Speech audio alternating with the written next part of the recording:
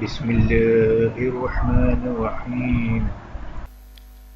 Karbala का एक मशहूर मुत्तकी और परहेजगार आदमी, नाम हसन है। काम था इसका इमाम हुसैन की तुरबत बेचना, सजदिगाह, तस्बीह। मुत्तकी परहेजगार आदमी, तहज्जुद पढ़ने वाला, नमाज व जमात पढ़ने वाला, जबान का सच्चा, वादे का पक्का, सारी सिफात इसके वजूद के अंदर थी। मौला हुसैन के हरम के खुदाम का जो लीडर था वो फोत हो गया। इन्होंने कहा आप जितने भी खादिम हैं उसका जो मॉनिटर होता है, संभालने वाला होता है, वो सीट खाली हो गई। कहा अब किसको रखें? उस शख्स को रखा जाता था तो शहर का नामवर, अच्छे किरदार वाला, अच्छे अखलाक वाला, खुश नाम बंदा हो। तो इन्होंने कहा ये जो हसन साहब हैं, ये जो इमाम हुसैन की तुरबत का दुकान है इनके पास, ये बेहतरीन बंदा है, ये इस सीट के लायक है कि इसको बिठाया जाए। लोग आए, इनसे दरखास्त की क़िबला आ जाइए, इमाम हुसैन की खादमी का शरफ और खुदाम के ऊपर मॉनिटर करने का शरफ आपको हम देना चाहते हैं। इन्होंने कहा मैं सीट परस नहीं, ओहदा परस नहीं, मुझे नहीं चाहिए। हाँ, खादमी अगर इमाम हुसैन की करनी है मैं वो तैयार हूँ, जो भी काम लेने चाहो। ये शरफ आए कि मैं खादिम हुसैन इब्न अली बनूं। बड़ा इसरार के मौलाना कोई और नहीं है, क़िबला आप आ जाइए। इन्होंने कहा ठीक है, एक शर्त पे आऊंगा, लेकिन उस शर्त पे कि मैं भी खादमी करूं, ये नहीं सिर्फ कुर्सी पे बैठा रहूं, मैं फिर हरम को झाड़ू भी दूंगा, मैं सफाई भी करूंगा। कब वो आपकी मर्जी है। ये आ गए, उस सीट पे बैठे, बड़ी खिदमत करते थे, लोगों के साथ बेहतरीन बर्ताव करते थे। एक दिन इमाम हुसैन के हरम के सहन में चीख पुकार शुरू हो गई।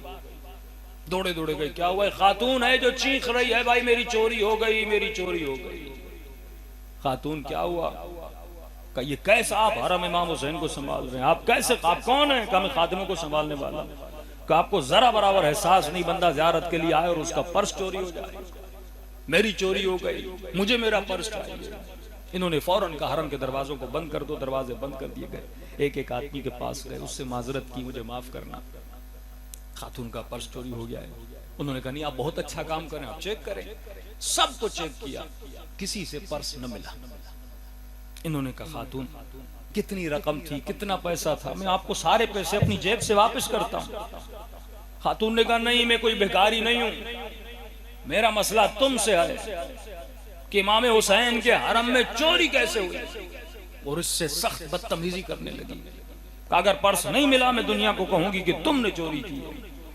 तो इन्होंने कहा आप कितनी देर करबला है? उन्होंने कहा मैं 1 महीने तक करबला में मौजूद हूँ। किस होटल में? फला होटल में। का ठीक है, मैं पूरी कोशिश करके आपको आपका पर्स ढूंढ के दूंगा। हसन साहब कहते हैं इन्होंने बड़ी कोशिश की, लेकिन कई दिन इधर उधर देखा, लेकिन खातून का पर्स न मिला। का एक दिन रात को मुसल्ले पे बैठ गया, इमाम हुसैन से दरखास्त की। मैंने कहा मौला ये मेरी इज्जत का मसला नहीं है, आपका हरम है, अभी अभी मैं सीट पे आया हूँ, इतना इल्जाम मुझ पे लग रहा है, मौला कोई मदद कीजिए कि कहाँ उसका पर्स है, मैं ढूंढ के उसको ला कर दूं। हसन खा के शफा बेचने वाला कहता है कि रात को सो गया और ख्वाब के आलम में देखता हूँ हुसैन का हरम है, और उस हरम में इमाम हुसैन सामने से आ रहे हैं। इमाम के हाथ में एक छोटी सी कुर्सी है और सहन के बीच में इमाम उस कुर्सी को रख लेते हैं और उस कुर्सी के ऊपर खड़े हो जाते हैं। मैं दौड़ा दौड़ा इमाम के पास गया। मैंने कहा मौला मुझे बताइए चोर कौन है? खातून बड़ी परेशान है, मैं खुद बड़ा परेशान हूँ, मुझे बताना है उसे, और आप मुझे बताइए, पता बताइए कि वो पर्स कहाँ है। इमाम हुसैन ने मुझे देखा, देखने के बाद कुर्सी के ऊपर खड़े हो गए और कहा लोगों आओ मैं तुझे बताऊं सबसे बड़ा चोर कौन है। आओ हुसैन तुझे बताना चाहता है कि हुसैन का चोर कौन है। कमें जमा हो गया, इमाम बताएंगे। का लोग जमा हो गए। जब में गफीर जमा हुआ, हुसैन ने कहा मेरा सबसे बड़ा चोर ये हसन है।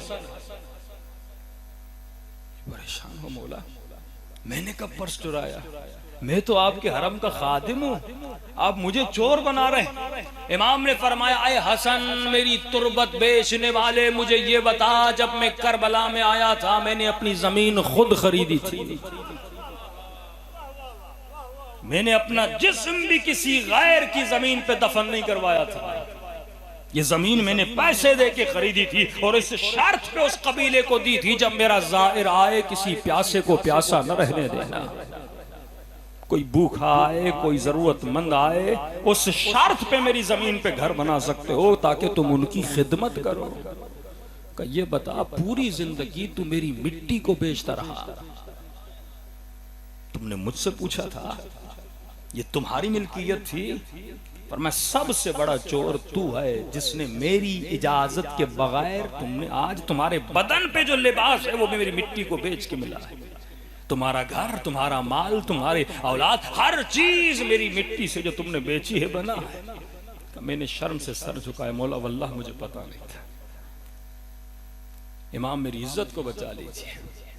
इमाम ने कर रही बात उस खातून के पर्स की, तो वो पर्स मेरे हरम का एक फकीर है, हरम के बाहर रास्ते पे सोता है और माजूर है, उसके बिस्तर के नीचे वो पर्स पड़ा है।